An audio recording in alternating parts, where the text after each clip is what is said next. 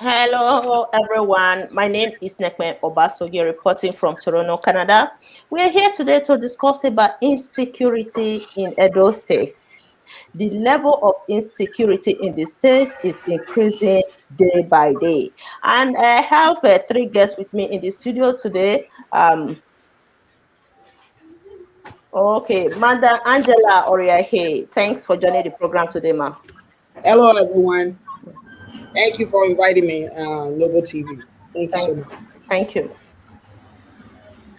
Mr. Daniel Obakozua, thanks for joining the program today. It's a pleasure. Long time. Happy New Year to all of you. Thank you. It has been a while, Mr. Daniel. Yeah, Yeah. Busy, busy, busy.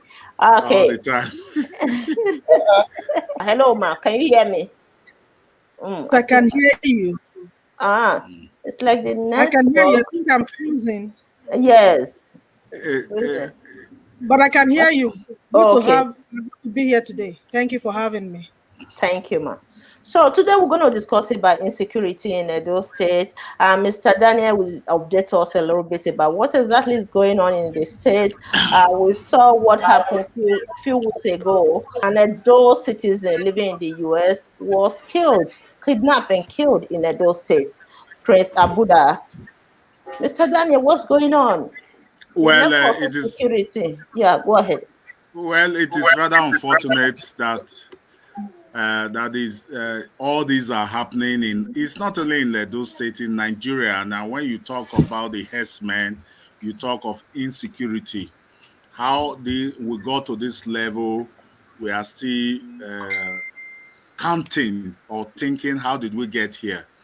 It's very unfortunate that the insecurity in those states and in Nigeria is becoming very alarming.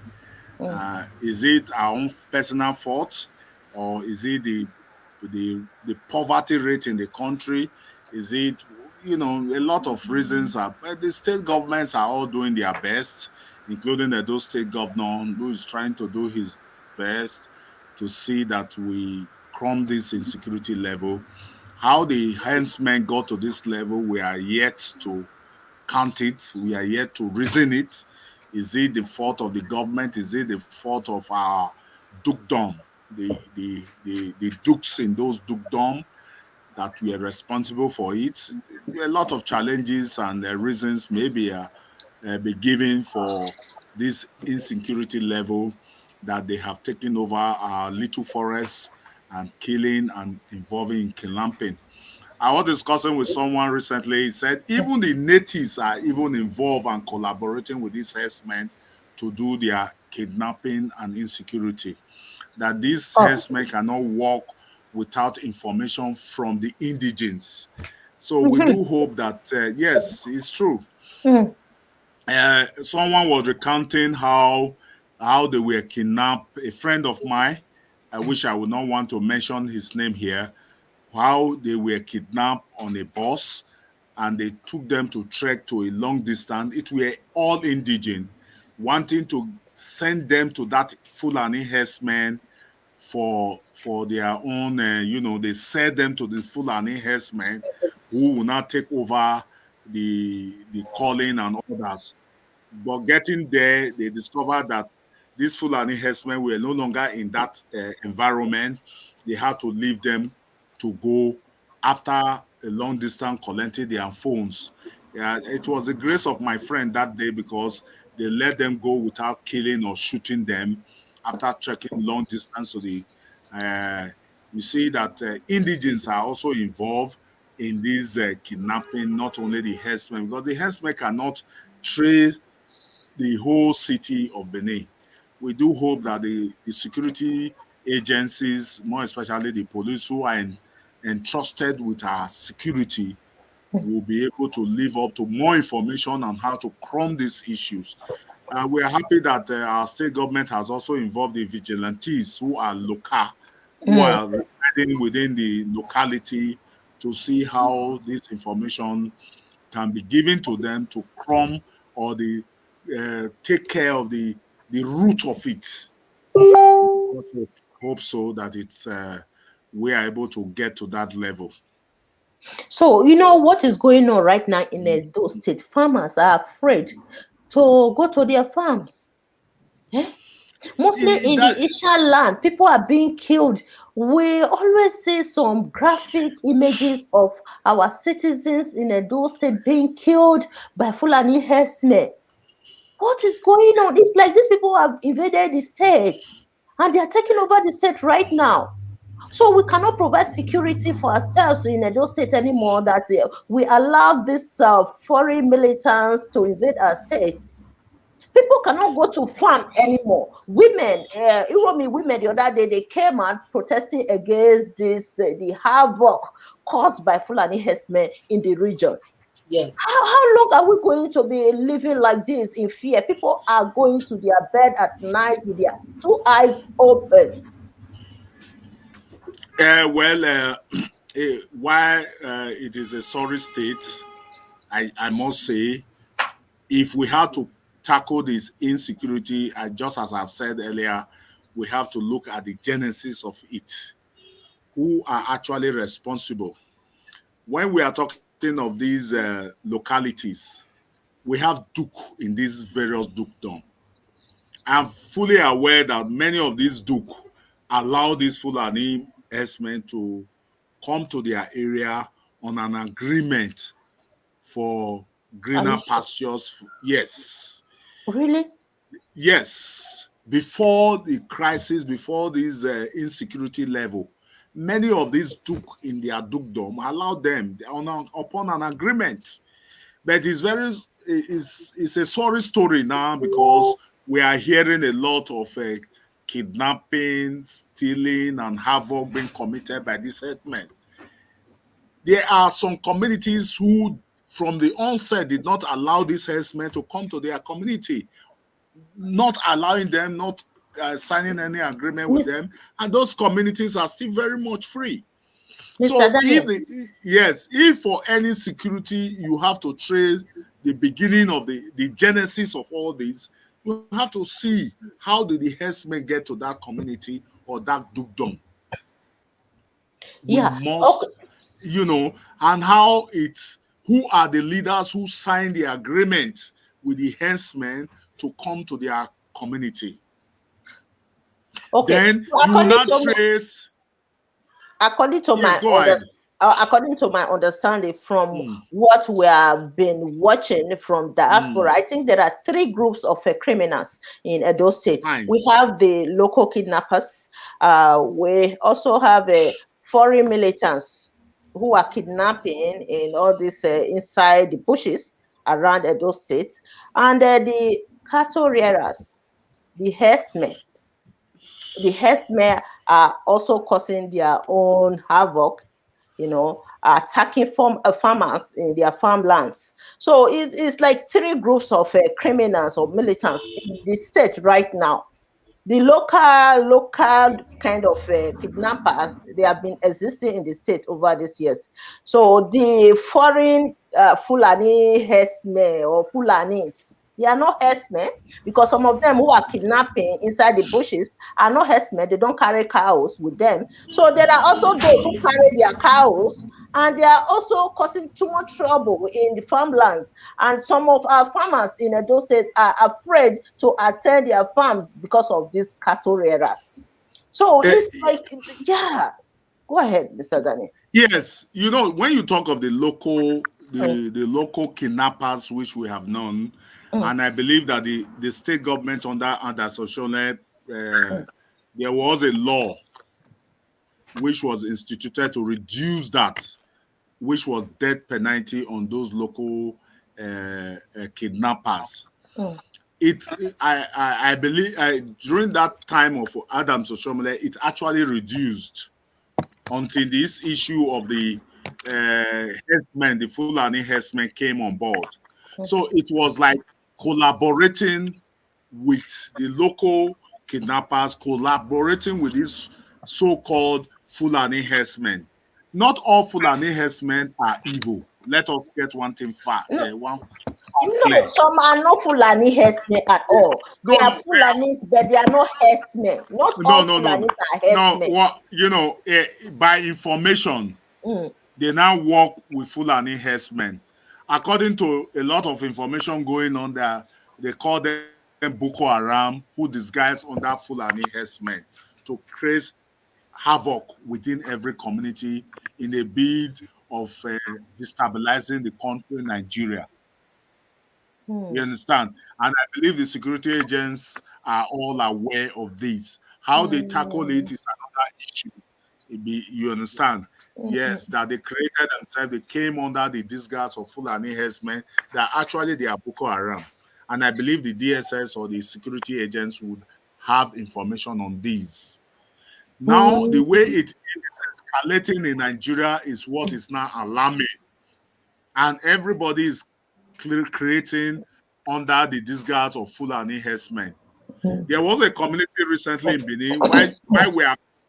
While we are condemning them, we also present some of them. There was a community within Benin when the governor, after the meeting with them, the Fulani herdsmen actually joined the local vigilante, and they got hold of some kidnappers and found out that they were Ijaws. They were from Ijaws, the Riverina area in Benin. Of recent. Yeah, you know that the Yes, governor visited the Yes. Hausa community in Edo State the other day. And they agreed that they were going to join forces. They agreed that they were going to join forces with the local vigilante. It was about 3-4 days. If I can get to my phone, maybe I will send it to you later. They joined forces. These Hausas joined forces with these local vigilantes, and we are able to get hold of these kidnappers who are locals and from the local Riverina areas. Yes, after the meeting, the Obaseki set up with these Hausas and local vigilantes, which they agreed they were going to support. You understand, a lot of issues, insecurity is happening because herdsmen is now the talk of the day within the country, Nigeria. And those who are perpetrating their evil are hiding under the disguise of local herdsmen. Anything happening, herdsmen. Everything happening, Fulani herdsmen. But actually, most of them are actually here for their business of cattle rearing, looking for green land for their cattle. Though some of them have become notorious by going to the farm to give farm products to their cattle. But there's also some genuine ones. Yes, I'm just telling you of recent, Yeah. it was an information carried of which they joined forces, and those who were caught were Ijaw men. They fought their kidnapping. But So we do hope that the security agents will be up to their task. Information is very, very necessary at this hour. yeah, Why you know what I praise the governor for involving the local vigilante, because they know their terrain better than even the police that will be posted from Kano to Edo. So they have also helped a lot. I must commend them. Yeah. So a few weeks ago, we saw a video of some not Hausa or full. I'm not sure if they are Fulanis because they look like Northerners, like Fulani or Hausa. So the Bini or Edo people intercepted their vehicle and brought like 6 of them out of the vehicle with ammunitions. Oh my God! Oh my God!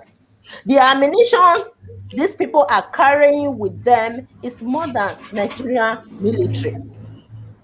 These people are well equipped, armed, more than Nigerian military.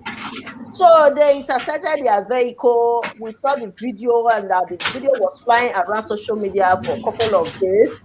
And those militants were, maybe they killed some of them. We saw that they were throwing stone on top of them with the ammunitions.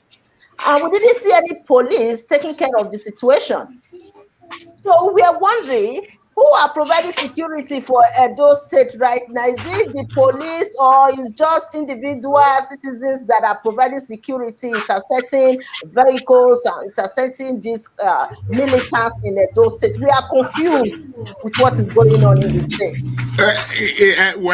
My own opinion here is that there's no confusion.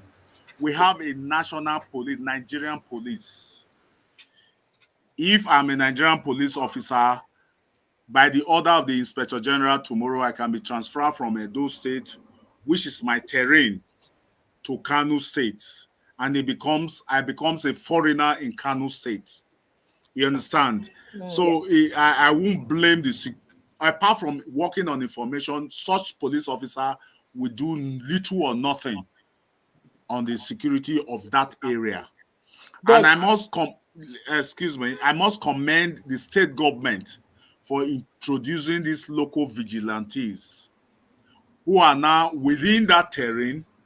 They are supposed to not only support the police, they are supposed to provide useful information to the Nigerian police force of the officers for them to work. The challenge we have here, though everybody is shouting vigilant, herdsmen, we have a challenge.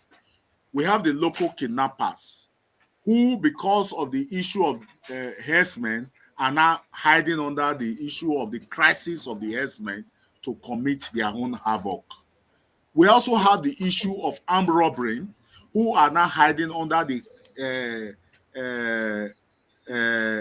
local, the Fulani herdsmen to commit their havoc. It now dwells on the local vigilantes, the police, and the SS or the DSS to gather useful information on what is actually happening. Many of our Fulanis are very friendly. Let us not take that fact from them.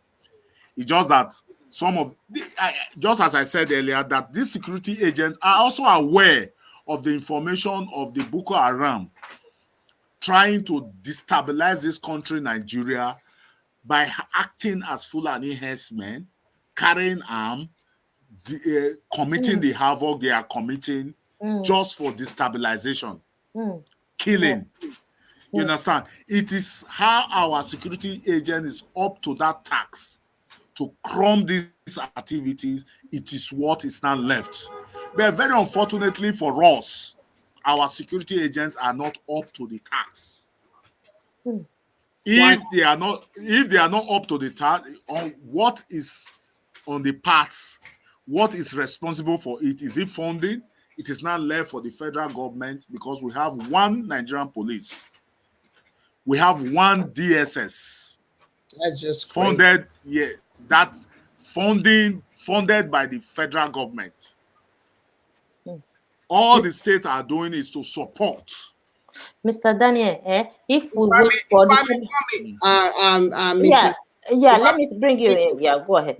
If I may come in on that, I have always been an advocate of state police. The federal police is not working. There's nowhere in the world that we do federal policing. Nigeria is 36 states. Nigeria is too big. The population is too big for one person to control security. No, it's just like I'm in the US. We're waiting for DC to tell California what to do. In Boston, where I live, if I want to fly to California, it would take 6 hours. I will get to London first before I get to California. So if there's emergency in California, we're waiting for the one person to make decision why people are being perished. That's, no, this federal policing needs to be dissolved. In my opinion, I think we need state policing, divisional policing, local government policing. Like I will give an example of where we live. There is state police. The Massachusetts State Police is not the police of my town. No. If Massachusetts State Police happen to pull me over in the highway because I'm speeding, I will pay that amount. I will mail it. I don't even see them. I will pay that amount to Massachusetts State Police. If my local police, my town's police have to pull me over, I will pay that ticket to my town's police. So my town police don't have any business with the state police. The state police have their boss. The town police have their boss. I have little towns surrounding me here. I have little towns that surround me. Everybody have their own police department. So when you call 911, you register right there in your address and everything. And within 5 minutes, they are there for you. They know where you are through your telephone.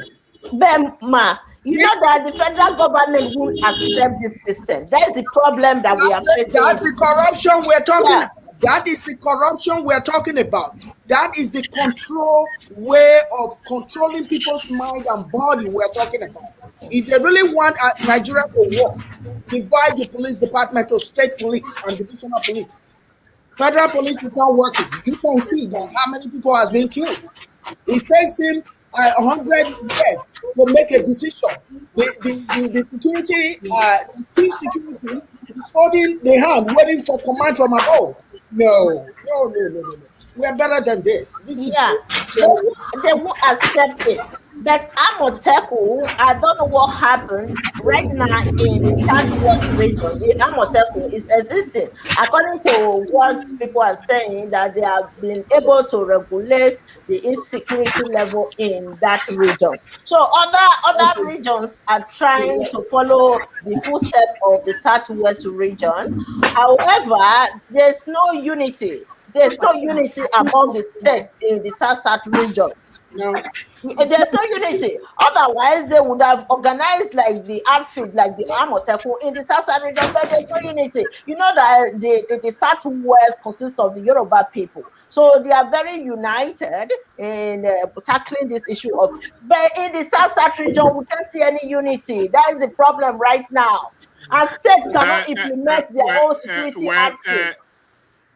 When you are only hearing the success story of what is happening in the Southwest, except to come down, they have challenges. Yes. If they are telling you, they are only telling you the success story.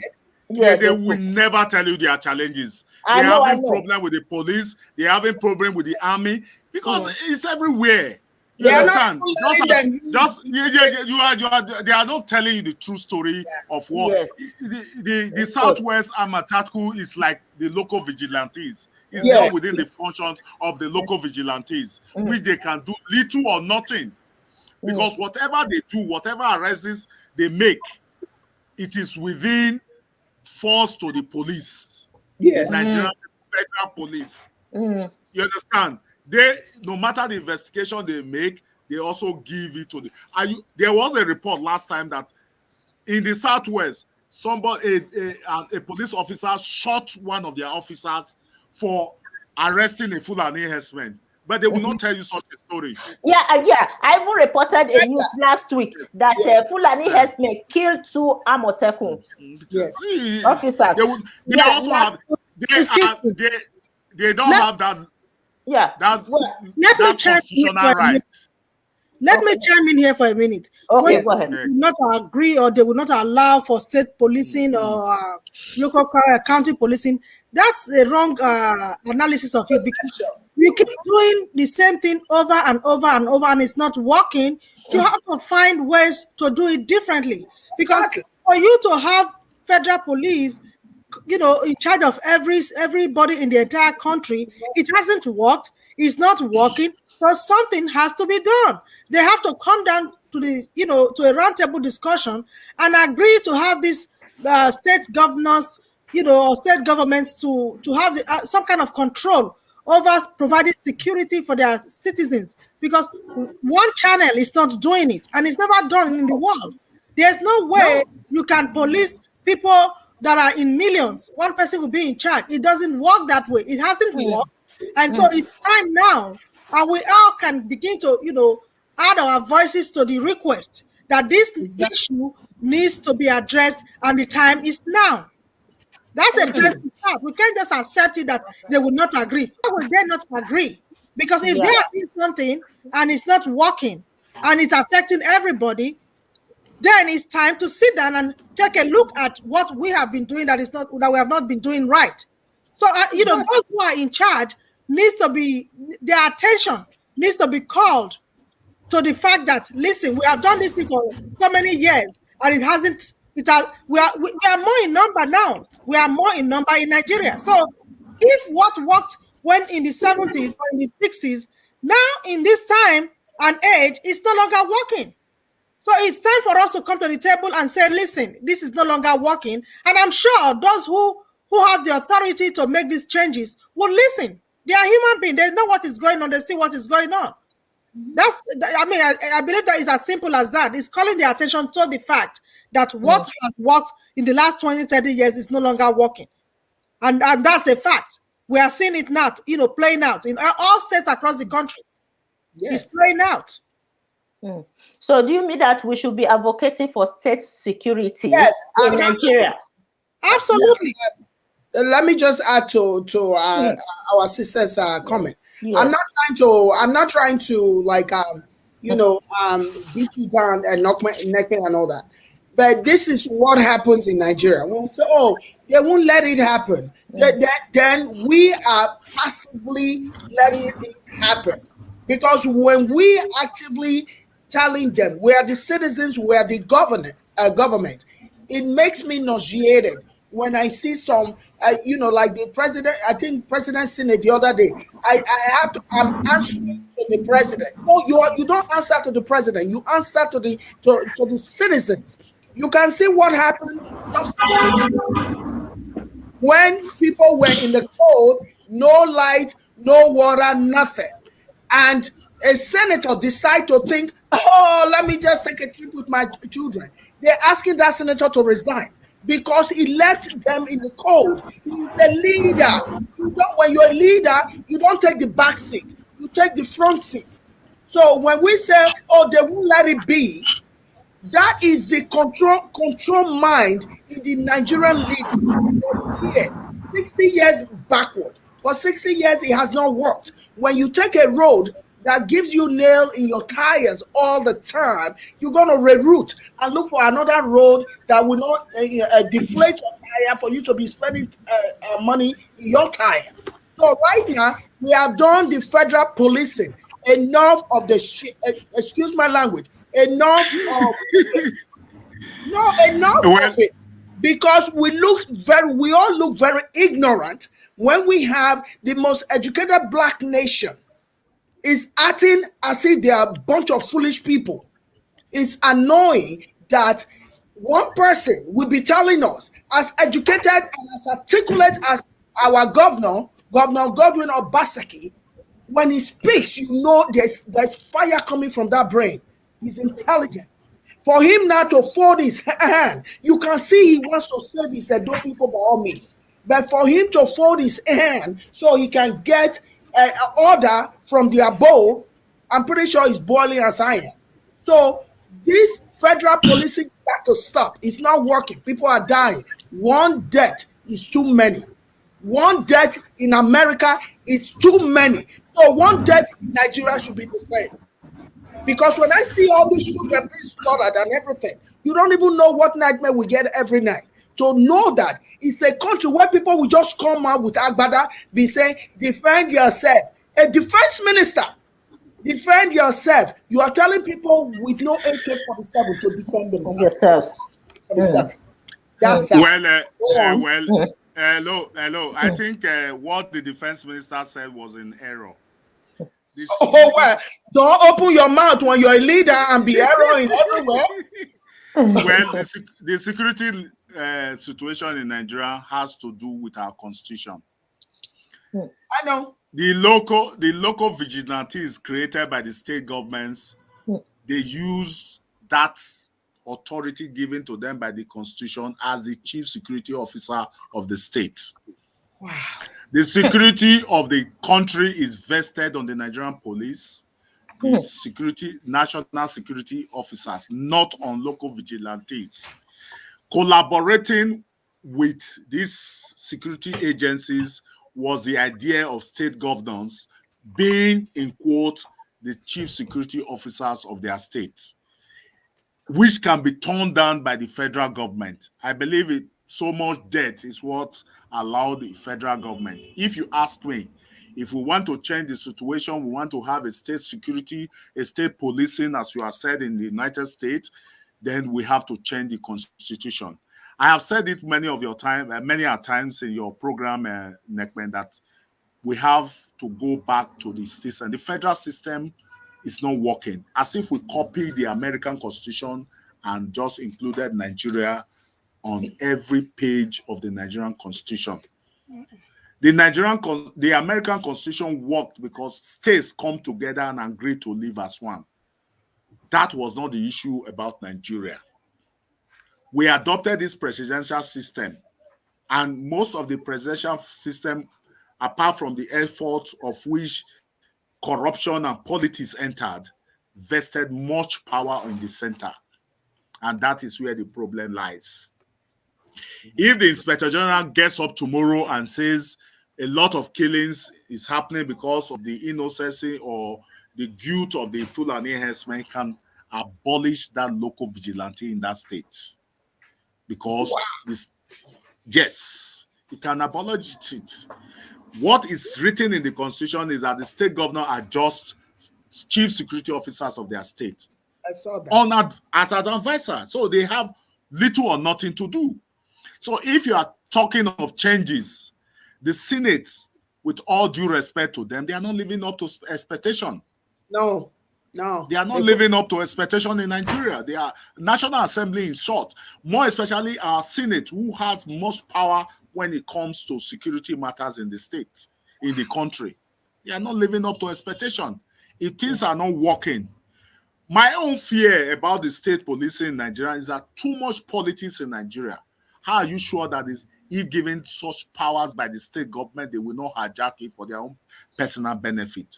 Looking at what we see during campaigning, during political campaigning, what state governor does to their opponent, you see that we as the most populous nation, which a lot of people are questioning, you understand, are not living up to expectation. We call ourselves educated. We are not living as if we are educated. We call ourselves matured. We are not living up to that maturity which we say we are living up to. That is the present problem with Nigeria. And the only thing we have to look on, every Nigerian has to look on now, is spiritual. But I know a lot of issues that you cannot call on God when you have not done your part. Exactly. You have not done your part. Yeah, exactly. How can you call on God when you have not done your part? Yes. That is the challenges we Nigerians are facing. Yes. And that's not far from that. Yes, absolutely. Okay. Like let me answer that one real quick. So I was disturbed when I saw that. So in a same country, okay, there's fire. Let's say there's a little bit fire that went up. You will see the fire department, you see people call, it will be surrounded and the fire will go away. Talk less of being Fulani, being bandit, being herdsmen, talk less of a human being killed right there on the street. And you expect people to see that all over the world. And you want people to come and visit your country and establish your country? No. Yeah, that's I'm not going to a country that I'm going to lose my life. Even we that are born and raised in that country, we bleed, we cry for our country. We love home. We're in people's home. We do whatever we do. We're in a no man's land. This is not even our country. But people treat us as if this is home. You know, we are more secure here. We do whatever we want. We say whatever we want, and they still respect that, our opinion. But when we are moving over to our country, you see people saying, you are going to Nigeria, be careful, be careful. Why would that be? So whether that person is an armed robber, or that person is a thief, or whatever that person is human first. So when something is going on with a human being, the security are supposed to appear there and say, what is going on here? Why is this person being killed? Everybody just vigilant. You know, as I said, jungle justice. I'm the last person that will encourage jungle justice. When somebody steals, hand them to the police. When anybody commits crime, hand them to the police. Don't open fires on people's heads. That is not right. Stop beating people. That is not right. But what we must do is we must start advocating for state police. The federal police is not working. It has to be divided. It's too broad. It's too big. The constitution needs to be amended.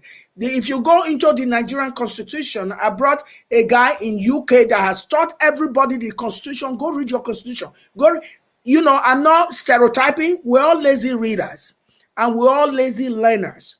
When we see when there is chaos, where there is fight, people are disgracing themselves online, you see us go in thousands.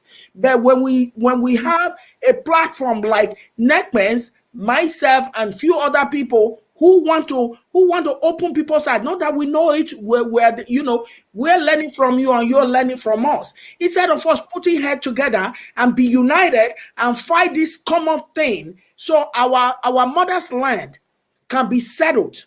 I don't care how much America you want to speak. I don't care what color of passport you have. We all do.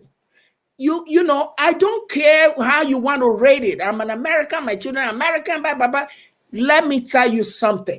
You never know when rules change. You never know when people say, okay, this was the rule. Now this is the rule. It's time to go. So again, even when they don't say that, how about our heritage? How about our mother's land? How about where we come from? How about our history? You see Americans, they will buy ticket. Americans that have never been to Italy in their life, just because their forefather comes from there. They say, we're going to Italy. We want to know where we generate from, where our foundation came from, where our ancestors came from. My children were born here. They're all adults now. They love to go to Nigeria on their own. They don't even wait for me. So why should you take that away from my children because you want to create insecurity in the state? If you ask me to pick between here and there, they are both my country, but I would have loved to spend time here and spend time there. This insecurity is stopping all of us. If we are in America, we're here in millions. In diaspora, we're here in millions. Let's say we are not we're all not rich here, but we can send $1 home that will turn to maybe 400 and something. If all of us come together and start one little business, what that alleviates poverty in Nigeria. We hire people, we employ them, all the hopeless are now hopeful.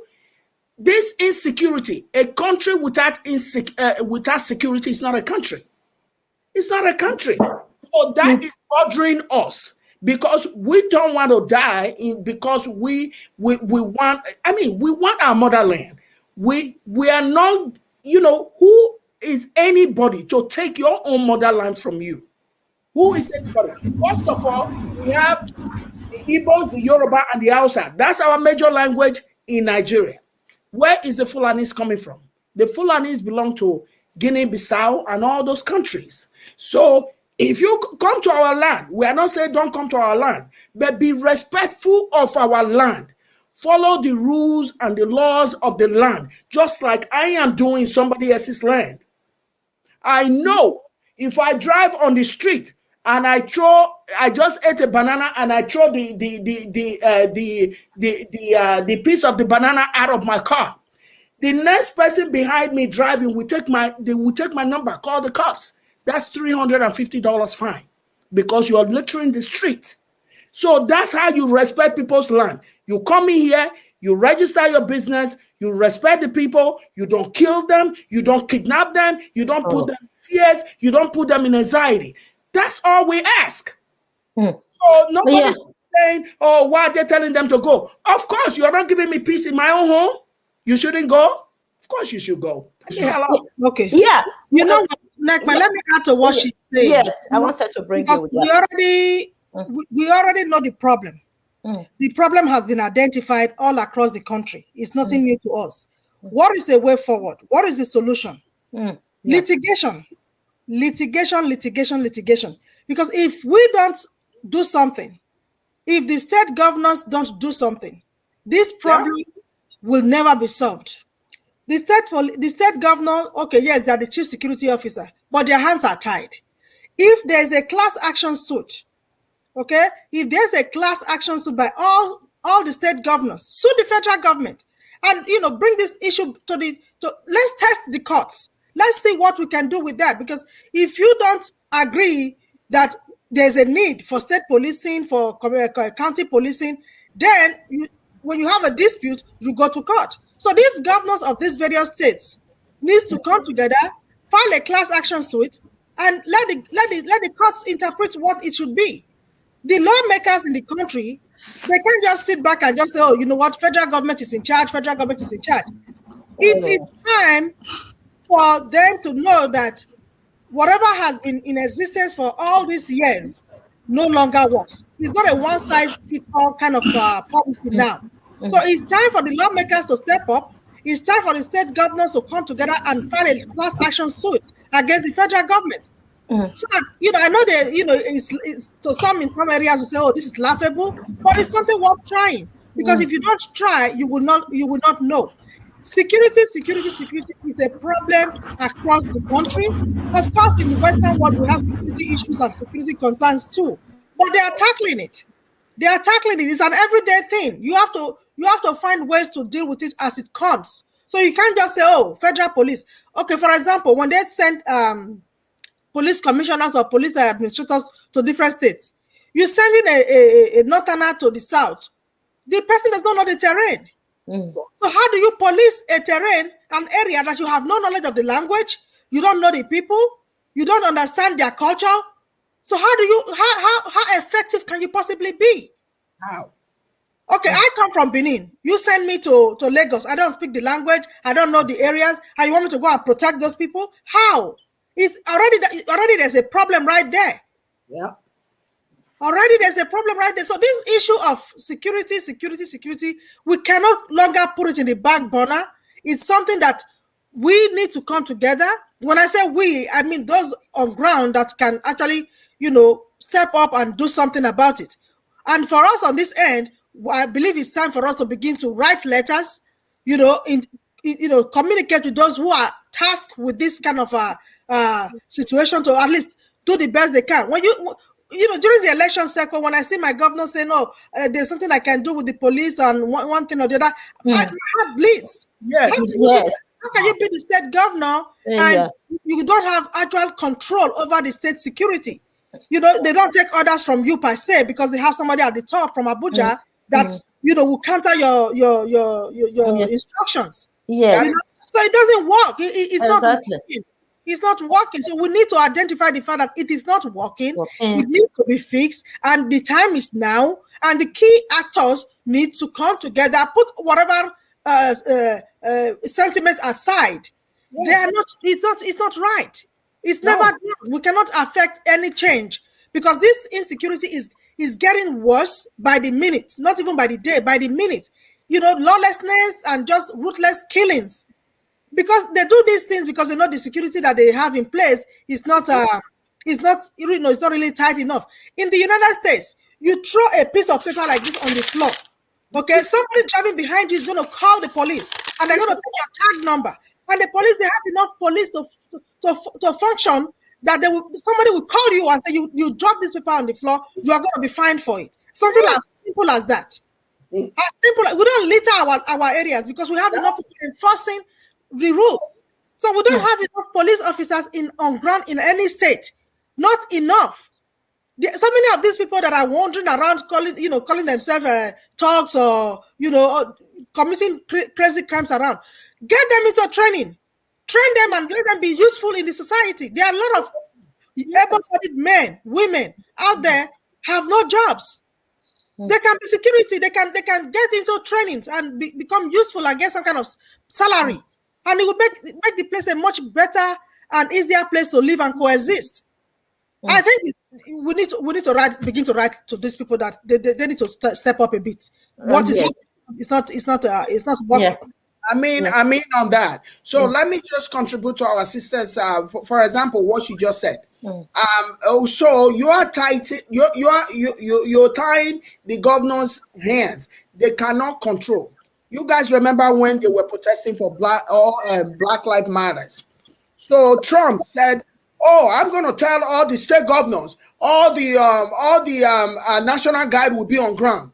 You know what my governor said, Charles Baker? He said, "No national guards come to my ground because the national guard and the army belong to the war front, not towards their citizens." And every governor said, "Not me, not me, not me." Trump flat.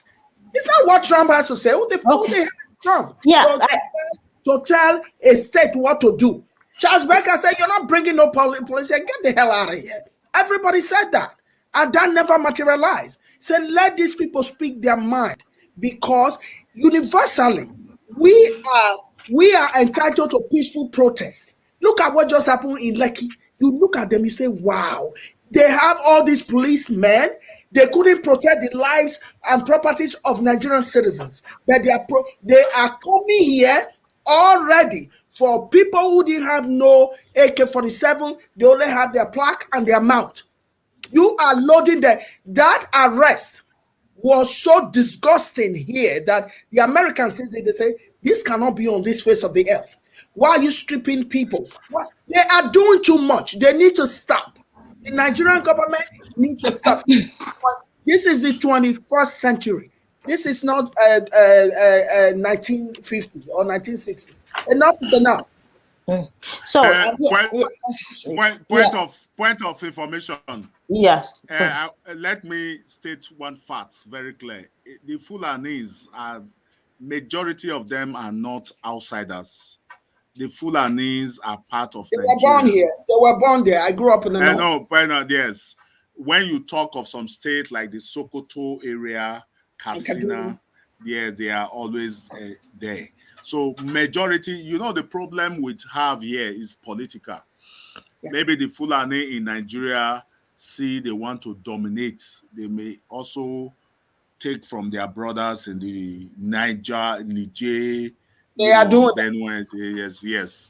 So let us get one fact clear that most of these Fulani will say they are not outsiders. They are part of Nigeria.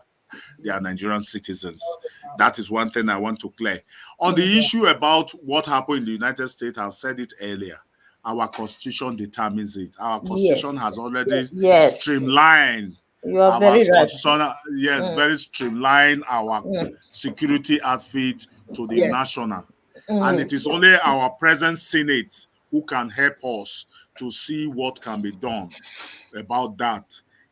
When we say the police, if you look at the constitution, it was very straightforward. No functions attached apart from telling us that the governor are the chief security officers of their states. That is why their hands are very tight. But with the effort they have made, it depends on our present National Assembly. The effort they have all tried, because if you see what is happening in the Southwest, the Southeast, trying to create a local vigilante, even at those states, but they are still subject to the Nigerian police. Yes. They are still subject to the DSS. So until we rectify our constitution and make it more local, we'll still have the problem. Just as I said that if the Inspector General of Police discover, because a lot of petitions, if you must know, a lot of petitions will be flying around that our local vigilantes are cultists, that they are selected from certain cultist group. Oh my God. And if the Inspector General of Police had to dwell on that information, they may be doing away to our local vigilante, and we'll go back to the same problem we are facing. But all these are problems we are facing in Nigeria. Even the Nigerian, the state police you are emphasizing on. How are you sure that the governor is not going to hijack it for his personal reasons? You can see that a lot of challenges and problems are within the Nigerian system. I keep saying that the presidential system is not working I keep saying it all the time. It's not working for Nigeria. We have to go back to Constitutional Review Conference where we have to decide, can we live as a country? One. As a united nation. As a united nation?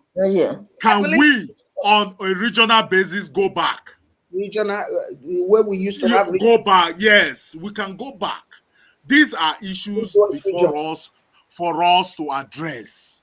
So we keep looking at our leader. We look on a peaceful leader, not on a tribal leader, because all we have to say we have been producing in Nigeria are tribal, and they are always favoring their tribe. They are always favoring their tribe. They are very sentimental. And that is the problem we are having. If this Fulani enhancement issue is not being solved, because our president is a Fulani man and want to take side. With all due respect to His Excellency the President. So we have to go on a round table to decide for us the country called Nigeria. Should it be federal? Should it be confederal? Then we have to decide on ourselves. Until that happens, we'll still be facing the problem we are facing now. You know, some people have been advocating for this system of federalism, that the current constitution, the current government that we are running in Nigeria is based on centralized system that gives powers to the federal government to implement security outfits in the country. So, you know, a few months ago, Mr. Daniel, you remember that the governors, the South region governors came together demanding for restructuring of Nigeria through the system of federalism, that were a kind of devolution of power to states to implement their own security outfits. So they were demanding, we were happy that they are demanding for this system of federalism that will give power to states. But with this current administration, by the Northerners, you know, President Muhammadu Buhari is from the Northern region. And we cannot deny the fact that Nigeria, we are so tribalistic. Very tribalistic is one of the issues affecting our unity. When Madam Obasanjo was saying that they should put their sentiments aside and unite, that is, all the governors in Nigeria should unite, I don't think that will ever happen. There's no unity among Nigerian governors because of this tribalism in the system. And this current administration is the most tribalistic and is running high level of impunity. During the NSAS protest, we saw the Northern leaders organizing their own meeting. They were demanding for a social media bill that Nigerians are abusing the system by reporting fake news, and they were also countering this idea of NSAS protest. Why the certain leaders also organize their own governor, or that is the certain leaders organize their own meeting demanding for restructuring of Nigeria. You can see that these governors in Nigeria are not speaking in one voice. No. So the Northern leaders, I've never seen them demanding for restructuring of Nigeria through the system of federalism, because they knew that if this country, Nigeria, is running a system of federalism, it's going to take resources away from the North. Yes. Knowing fully well that the resources, the crude oil is coming from the southern region. If they accept this system of federalism, resources will be cut off from the northern region. And we are not expecting the northern leaders, this federal government, under the auspices of the northern leaders, to accept the system of federalism. That one is zero. Not until a certain leader becomes the president of Nigeria that we should be expecting something like that. Otherwise, they will never accept any system that will take resources away from the northern region. So we should be expecting this. What I would say from what Madam Obasanjo said, that we should be advocating for state security.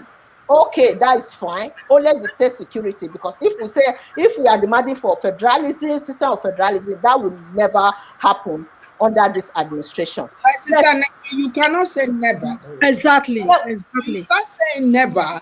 Well, we are being defeating ourselves, and I don't like that. I really don't. I don't like that. No, let me just bring this light in a little bit.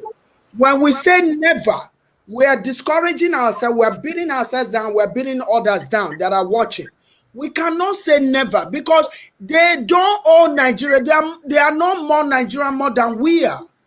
If you say never, how come Rwanda, from genocide, being genocide ground in Africa, have become the best country, one of the best countries in Africa today, because of a leader that were put there as Kigami? How come Rawlings of Ghana was able to wipe all these people out and make Ghana a better place? So all these freedom fighters, all of us combined, that we've been, like doing things in the background, that would discourage everybody. We can never say never. Nothing is written in a stone. Exactly. But Who are they to tell us what is uncomfortable for us to stay there? Why? Let me also add to that, Nekman, because you see, with this security situation, it affects every state in Nigeria. Every state. So all these governors are bleeding. You want to be a governor of a state, if you don't have anybody, they have killed everybody in the state, who are you going to govern? So everybody has that problem. Nigeria as a country, we have a president. If everybody is killed and then whoever can run away runs away, who is left for you to be a president to? Okay, so this is a social problem that affects every soul living in that country. So I don't see why the governors cannot come together in agreement to say, okay, this is a way forward. I don't see why the lawmakers cannot come together and revisit the constitution. And, the constitution is not carved in stone. No. It can be amended. Okay? And this can be done. So there's no such thing as, oh, this is the way it's going to be. You govern people because they are there. You see the way Nigerians are migrating away for greener pasture. They are all going. If you open the gates tomorrow in that country, the entire country will run away. Exactly. They will run away. So you want to be president, you want to be governor, you want to be senator and all of that. If there are no people for you to preside over, who are you going to preside over? Cows? So this is a problem that everybody shares a burden. And everybody needs to rise up and do the little bit that they can. What we are doing now may be the little bit that we too can afford to do from where we are. We are not going to go to the bushes to look for criminals. We are not going to, carry guns. But whatever we can do from wherever we are citizens of Edo State. We are citizens of Nigeria. So whatever we can do, we cannot just shortchange ourselves and say, oh, this is what is going to be the outcome. You cannot know the outcome until you try. You will be surprised. A very young person can rise up tomorrow in Nigeria and things will change. Exactly. Things will change. I'm just saying this from the history. Let me finish here. These governors, these state governors in the entire country, not just my state governor. My state governor is fully capable. He's trying. The man is trying. So are other governors. They are all trying in their different states.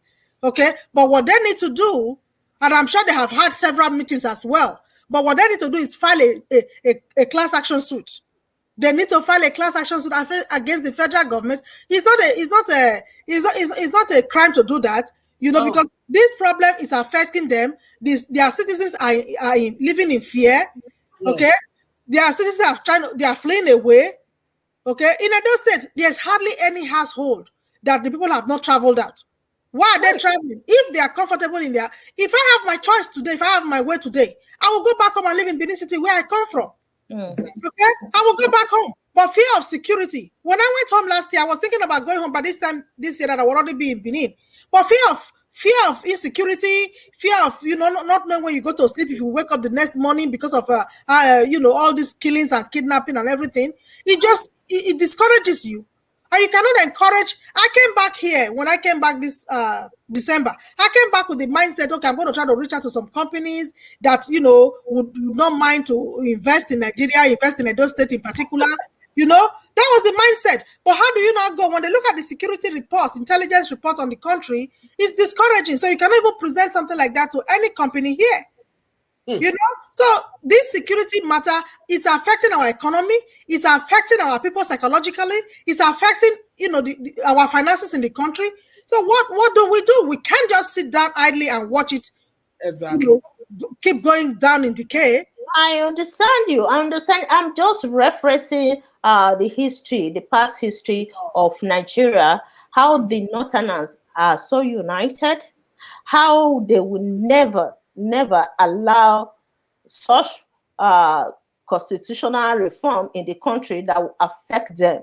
They are very united in the north. We can't deny that. But those of us in the southern region, are we united enough to demand for the system of federalism? It's a big question. Okay, the South leaders the other day, they organized a meeting. At the first one, the president refused to attend the meeting. Why they organized it the second time before he sent some people to represent him. However, since then, we haven't heard from them. We haven't heard from them. These are the people that are supposed to unite and demand for system of federalism. Why the northern leaders are not ready to join this quest for restructuring of Nigeria? How can we achieve restructuring of Nigeria through the system of federalism if the governors are not united? Tribalism is deeply rooted in the system, and it will be very difficult. I'm not saying that it will not happen, it will happen, but we should be cognizant of the role tribalism is playing in shaping the unity of the country. So we should not deny that. Tribalism in Nigeria, go to the northern region, their own mentality, the way they think. During the NSAS protest, we saw what happened, how the northern leaders were deploying some hooligans to attack legitimate protesters. So this tribalism, I keep blaming the amalgamation of Nigeria. They amalgamated many tribal groups together, and today we're having problems in peace and harmony in the country. Let's go back to history. What happened as the Nigerian Civil War is through this idea of tribalism. Just few years after Nigeria as a country gained its independence, what happened? Political and tribal tensions engulfed the country that later exacerbated the Civil War. We should not deny that tribalism in the system is part of the issue that is facing Nigeria right now. Because when it comes to corruption in the system, tribalism is also one of the issues affecting the country, because everybody just wants to take their own go, because this is not for Edo. You know, this country is not for the Igbo people. This country is not for the Yoruba people. So why should I be wasting my time? So I just want to take mine and leave. So tribalism is at the root of the corruption existing in Nigeria. I keep saying it. So whenever we are discussing about Nigeria, the constitution and everything, a constitution is just in theory. Let's look at the practical aspects of this constitution. So that is my own take about that. For me, I believe that the only way we can achieve security in Edo State right now, let's narrow it down to Edo State, is for us to be demanding for state security in Nigeria, not restructuring of Nigeria through federalism, only the state security. But if we are expecting the northern leaders to cooperate or to unite with the southern leaders, I think that would be difficult to achieve in a tribalistic country like Nigeria. But the southern leaders can press for this. The southern leaders, like the one they organized the other day, they can come back again, organize another meeting, inviting the federal government, the president, that with the issue or the level of insecurity in their region, they need state security, so that they will have the power to implement security in their various states. You should be pressing for that right now with what is going on right now in Nigeria. Because the government, the police is not working anymore. Police are not working. Let me cut you short there for a minute, my sister. We will have to bite just a little bit at a time. One thing at a time. We cannot, bite more than we can chew. First thing first, this insecurity matter or security matter that is going on right now is the main concern, is the main problem across the country. You see how they are killing Christians, killing people, the killings, the senseless killings. Those are the areas that we need to focus on first. Once that, has been focused on and has been dealt with, I'm sure other things can, come into play. You can't tell me now that because of tribalism, let's say, for example, the governor of Kaduna State cannot sit down at the same table with the governor of maybe Lagos State or Edo State to discuss about these killings in their states, because it's affecting them. Their people are being slaughtered like animals. I mean, it's just so heart-wrenching. There is no sitting governor right now in any of the states in the country that you will call to a roundtable discussion about the killings in their various states that will not respond, regardless of the tribes that they come from. Killing is killing. Death is death. It doesn't matter whether the person is an Igbo, is an announcer, a northerner, or a southerner. Death is death. And all these different states are encountering this problem. So, my sister, let's take one at a time. The security or insecurity situation is what is at stake here, and that needs to be dealt with, and we have to take it, or they have to take it one step at a time. From our end, we have to do the little bit that we can to assist or to suggest solutions, and a way forward. That's my take on this whole thing. So let's not, preempt anybody or preempt the people that were, because of tribal issues or concerns or one thing or the other. Let's not preempt them, because this problem, whatever whatever tribe you come from, it affects everybody. So let's look at it from that angle. And I'm sure when we, put those differences aside, or whatever tribal things aside, when these governors come together or these lawmakers come together and see this as a problem for everybody, including the federal government, the president of the country. I'm sure the president of the country has lost some family members too to this craziness that is going on in the country. If they have lost, how come they are not reforming the system if really it's affecting them? How come they are not, reforming the system that has not been working? Okay, that's because we have not seen. We have not seen what they have done. Doesn't mean they are not working behind closed doors. Doesn't mean they're not, talking about it behind closed doors. Okay, let's give them some credit for real. I'm sure this concern, as it is of concern to us, if it's of concern, this great concern to us living in the diaspora world here, what do you think of those seeing it on ground every day, hearing about it every day? They are concerned, but for some reason, I'm sure they don't even know where to start. No, they don't even know where to start because they are overwhelmed. They must be overwhelmed, knowing that today this place they are killing, the other place they are killing. These people that are killing, they may not even be normal people. They may be people with some kind of bipolar disorder or mental health issues. Then the government is not equipped. Okay, for example, what happened? I live in Texas. What happened in Texas this past week? As I speak right now, I can't go to my own house. Where's it coming from? I can't get to my own house right now because I don't have running water in my own house. I've been out of my house for almost a week now. Okay? The state government here was not prepared for this kind of storm that hit Texas. Yes. Not that they don't know that the storm was coming. Not that they thought that they were going to ration light. We thought we were going to really ration light. What happened here the other day caught the government here unawares to some extent. Okay, and they are frantically working behind the scenes, they are blaming this, blaming that, and they are trying to see what they can do to solve this problem. So every state government or every federal government has their peculiar issues.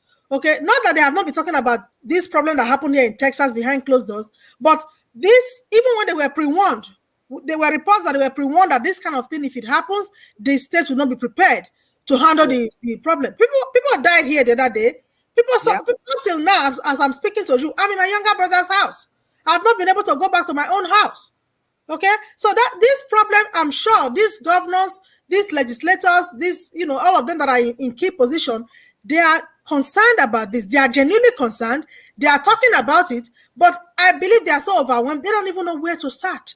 For example, again, with this COVID situation in the United States, leadership matters.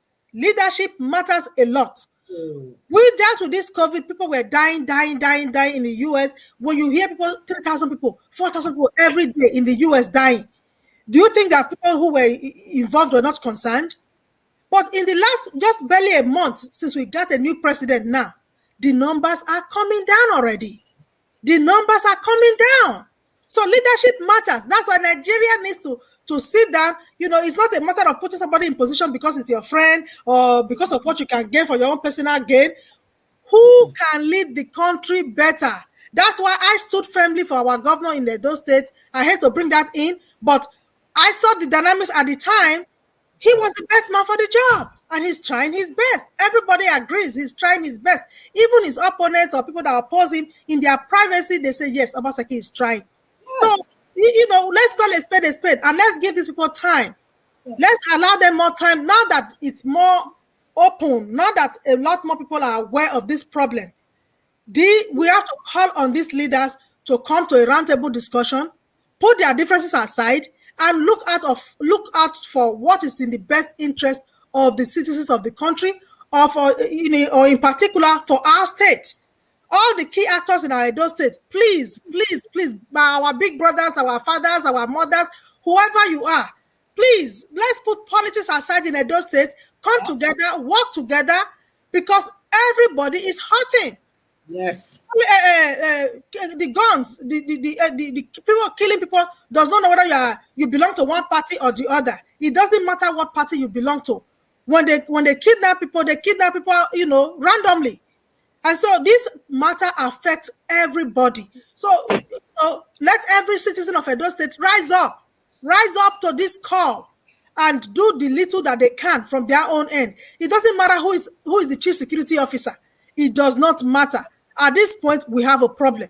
Because when they are driving them from the north, they are coming to Edo State. They are driving them from the south, they are coming to Edo State because of the central location. Edo State is not called the heartbeat of the country for nothing. It is the middle of the country. It's the heartbeat of the country. So Edo State, rise up. No matter what your political affiliation is, the time is now to rise up, suggest a way forward, do what you can. And we from the diaspora, we are trying our little best to see what we can do to support the government, to support people on ground to be safer, so that state will be safe enough for us to all come back home to. We cannot be in exile. We did not come to the Western world with the mindset that we will never go home. We came here for a purpose. For me personally, I came here as a teenager. I had the mind to just go to college and go back home. But here I am, 30-something years later, can't go back home. It's getting worse. It's not a good feeling. It's not a good feeling at all. So we have groups now set up here in the US. For example, we have the Concerned Edo Initiative. We are calling on all Edos to come together. Let's put our resources together and support our state government to ward off all these criminal elements, creating problems in our state. Edo State is not the hub for criminals. Edo State is not the hub for killings. Edo State is not the hub for kidnappings. We will not allow that to continue in Edo State. So let everybody come and join this force to try to eradicate this criminality in our state. Thank you. Thank you, ma. Well said. Thank you. So Thank my you. closing remark. Let me just add to our sisters, then our brother can, because he is on ground. He knows. We're seeing it on pictures and distance, but he's on ground. We can't tell him that we will know what's going on more than he will. So he should be the last speaker and round up. But to round it up, our sister there, I'm sorry that happened to you guys in Texas. I'm sorry you're not able to go back to your room, to your home yet. And to all my Texans, my families and friends, you guys hold strong. We're praying for you. But again, in our country or in our Edo state, we know the vigilantes are there. And we want to encourage everybody that is online, because when you open up your live video, you never know who is listening. There are people who just take some words and fly with it because they don't have their own mind. There are people who say, okay, this one you're saying, let me filter this from this. I don't think I want to believe this. I want to believe the other one. So when we talk about our vigilantes that are doing as much as they can right now, we need to be watchful of our mouth. I'm just recapping because of all what our brother said. If the IG of the police, that's how they run there, I can't control it now. We can't change it right at this moment. So let's do with what we have right now. We must be watchful of what we say about our vigilantes, especially when it's not true. If they are not courteous, don't come online because you hate one of them inside the vigilante, or you see them do a good job and they are getting credit. The jealousy part and the judgmental part in our lives is so great in Nigeria, especially in those states. We got to stop. It starts from us. So don't speak of the vigilante what you are not sure of, because you want to run your mouth and gather some group behind, so we can ruin this thing that is getting good. They are getting recognized. Don't do that. Don't do that, because your word, your statement might get to a wrong person or on top, and we will lose out on the vigilantes. So that I was just referring to what our brother said. Then on the vigilante is what we have to deal with for now. Vigilante is our short-term goal. Our long-term goal would be to have a state police department. That's the very long-term goal. So we have to do what we have to do right now to stay alive.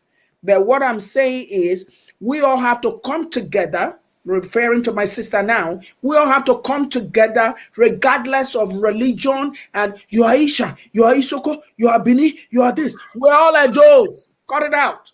We're all going to come together and do this together, because with unity we can conquer.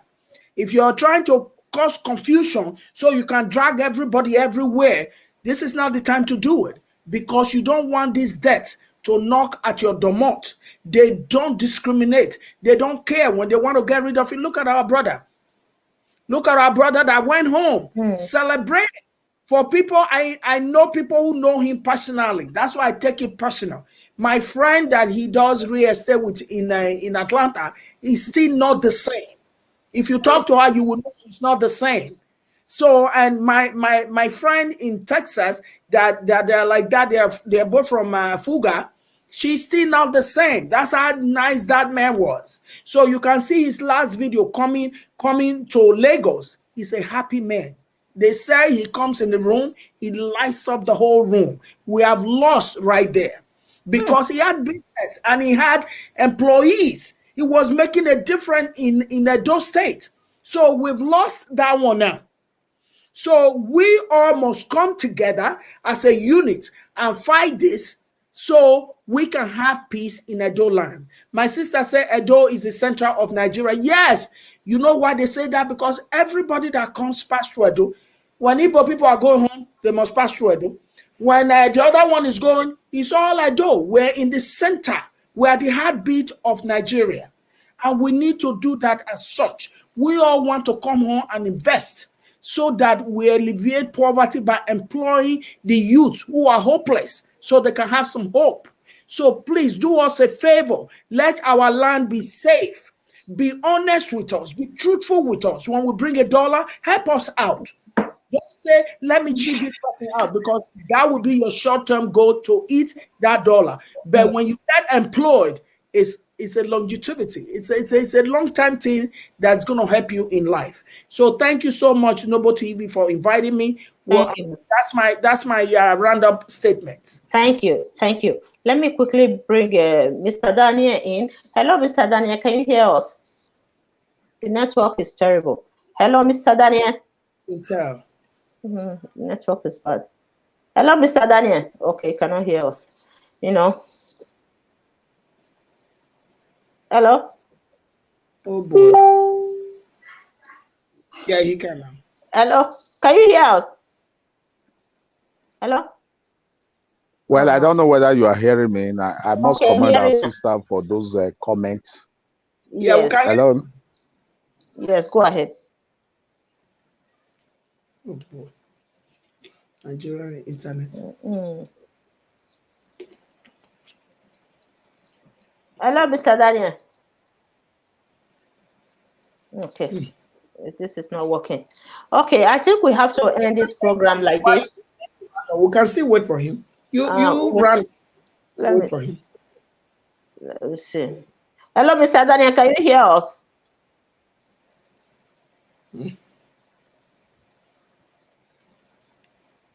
No, it's not working. The network is bad. Okay, I think before we leave this program today, I think right now, those citizens in diaspora are also intervening in this issue of insecurity in the state. So next week, Saturday, we're going to come back to this channel, Nebo TV, to discuss about how those citizens in diaspora, Madam Obasoha will join us as well, and to discuss about how their plans to support the states, right? Hello, Ms. Obasoha, can you hear me? I think you mute yourself. Okay. Yes, I can hear you, Big Man. Yes. So what I'm saying that next week Saturday we are planning to come back to discuss about insecurity, how those citizens in diaspora are also planning to support. Are you hearing me? Hello? Yes. Hello, Mr. Daniel, can you hear? Okay, Madam Baswan, go ahead, ma. Yes, you are right. By next weekend we should be able to meet, and we are using this opportunity also to reach out to other Edo citizens across the globe to join this cause. We have the Are you Edo hearing me? Concern Edo initiative. Hello. I have so many groups. The Concern Edo initiative going on right now. We are trying to see what we can do to assist our state government and provide some kind of help. So everyone is involved right now, and we are encouraging everyone to step up and be a part of this group, so that we can assist our state government. And it's a problem that concerns everybody. No one is left out. It's a major problem for everyone, no matter where you are in the world. You can't say you are in your comfort zone in the Western world, and what happens in Edo State does not concern you. No, you are wrong on that. So whatever happens in Edo State concerns every citizen. As long as you are a citizen of Edo State by marriage or by birth, or a friend of Edo State, you are welcome to be a part of us with the Concerned Edo initiatives.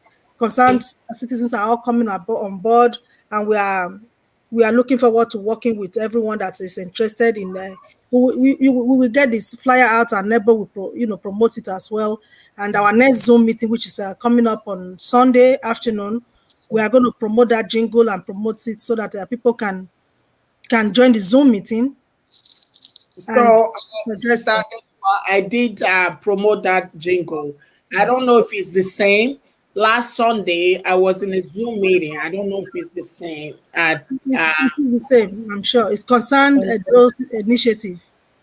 Yeah, on Saturday, before on Saturday, we will announce it. Right now, we are not sure yet, because we are trying to come together instead of us being divided. So we'll conclude on that before Saturday. I was in that Zoom meeting. I just want to make sure it's the same. It's the same. It's the same. Okay.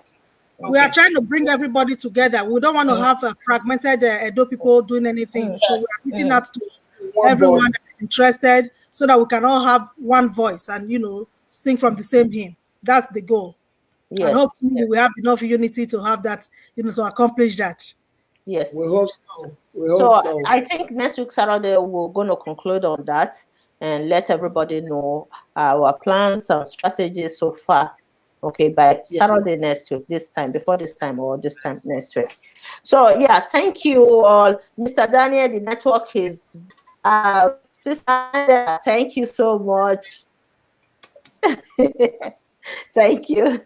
Thanks for having me. Thank you so much, Nettie. Thank you so much. Thank you. Yeah, I appreciate you inviting me, and I thank you so much, Sister Deswa, for all you do. Thank you. Thank you. Thank you so much. Sister. Madam Deswa, she's doing a lot.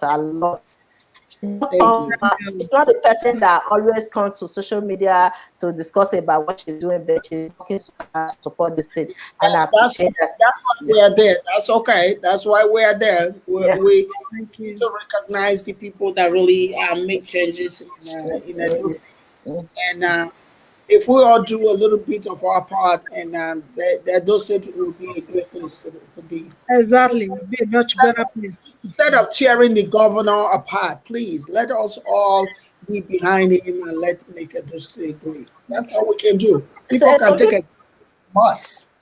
There are a lot of comments here. I can see those citizens leaving comments here. And next week Saturday, don't worry, we're going to announce it and we're going to produce a jingle ahead of the program. Okay, so some people are asking how they can join the program for next weekend. Don't worry, we're going to have a jingle flyer everywhere. Okay, so thank you all for watching, all our viewers, our Edo citizens. We'll come back next week Saturday. Thanks, Madam Adesua, Sister Angela. God bless.